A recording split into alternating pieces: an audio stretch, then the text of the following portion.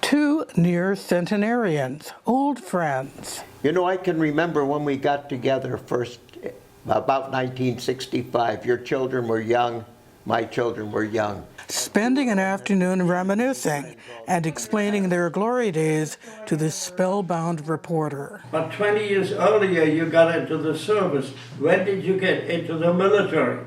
Didn't have the grades to get in the college, so I was in this junior college. And the war was on full blast, and all of the all the guys were wanting to get some sort of a reprieve and not have to go right away in the military, but to finish their college education. So I heard about the Enlisted Reserve Corps. This was a Army enlistment reserve corps, which was similar to what the Navy and the Marines had. But in the one with the Army was easier to get into, and I did get into it. And I actually joined that in 1943 and was still going to college. The reserves kept Mel out of action for a year. Then all of a sudden I got a note and it said, "You are going to be inducted into the Army." So I went down to the induction center and I got inducted. When we went overseas, we went with General Patton's Army. And we were in ordnance. However, it wasn't quite that straightforward. After being sent to Africa, he was detoured to England, where he helped distribute vehicles. 2 months after D-Day came and went, Mel was sent to Valognes near Normandy in southern France. And from there, he went to Paris. When we got to Paris, the driver drove right up on the Trocadero, you know, the long lawn in the Trocadero. And the officer said, "Nobody gets out of this truck. Just sit with the shade down." And he went out to reconnoiter. That means that they went out to take a look, see where we were supposed to be going.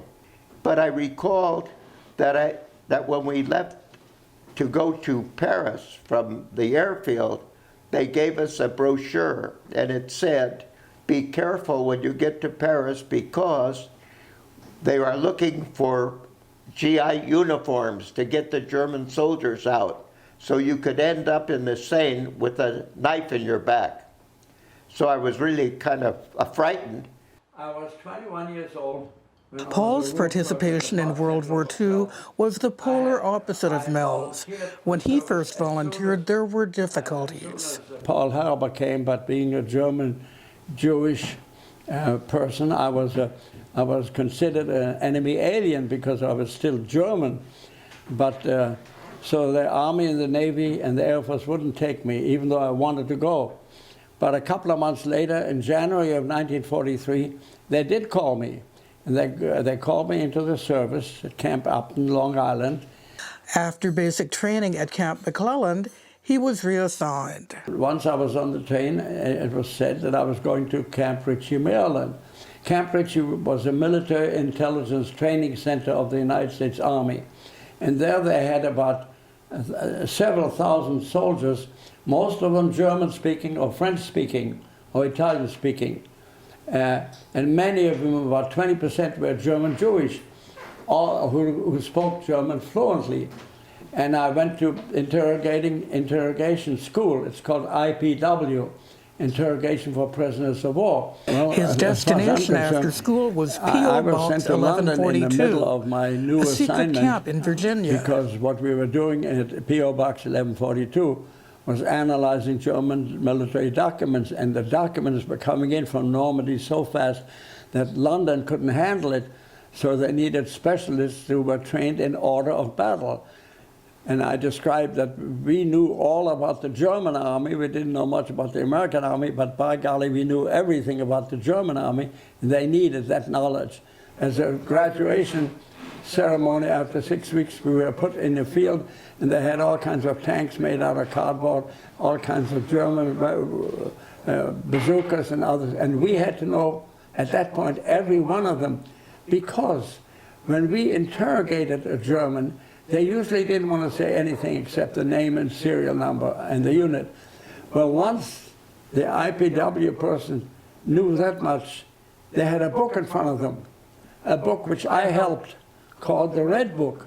And it was called the Handbook of the German Army in World War II. And if you were a soldier and you said, well, I don't want to tell you anything but my unit number, I, as interrogator, I would look at the book and I said, wait a minute, I know all about your unit. Your Field Infantry Mountain Division 242, you were in Norway, you had been transferred from the East Coast to Norway, and you were there until they sent you to Normandy, and your division commander was General so-and-so. And as soon as the German PW realized that I knew as much about it as he did, he went to talk and give us the rest of the story. So the ability to tell them what we already knew and get them to talk, and then giving them cigarettes, or if they didn't want to play games, you might take a gun and sort of play with it a little bit, you know. You've heard of war games? The guys at P.O. Box 1142 had their own games they played with prisoners. We never abused them the way the Americans did in Iraq. We merely went into that room, into the underground tunnel, and said, you want to stay here for a while? And if they still didn't talk, we would say, well, if you don't want to do that, I'm going to have to turn you over to the Russians, and that'll be up to you. And at that point, even the hard-nosed SS guy, they were the real fanatics, you know. Even the SS guys at that point would start going, because being turned over to the Russians meant they would be sent to Siberia or they would be killed.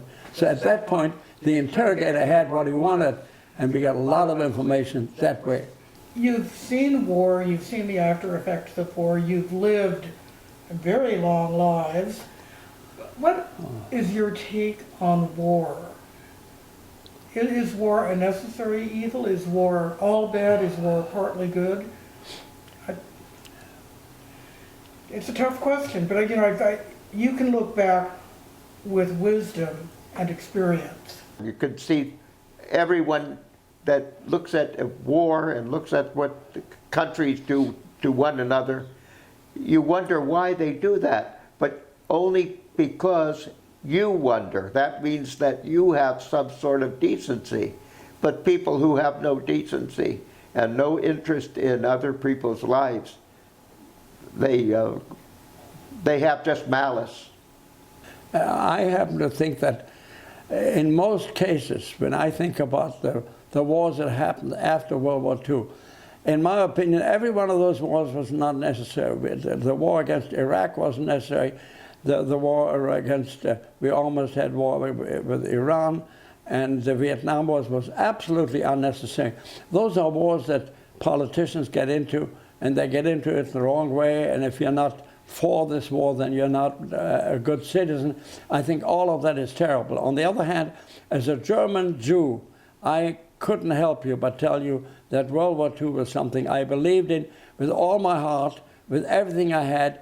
Hitler killed my uncle and my aunt, my cousins, and by golly, I wanted some revenge, and to get a chance to get in the army and do something meaningful as a revenge, that is good. Now, I'm now a German Jewish American soldier who did what he had to do, and I'm glad I had the chance to do it. After all of this, after leading what seems to be fairly contented lives since the war, what is your philosophy of life? What would you tell the younger generation? What is important for them to know? Live and let live. And I think it's important that on a scale of good and bad, that the good part that you've done in your life, the good that you can do for others, for yourself, for your family, for others, the good that you can do should far outweigh the bad. And if you've got that, then you've lived a good life. So every chance every person has to do some good in the world is something that will help the scale, and that's terribly important at the end of your life.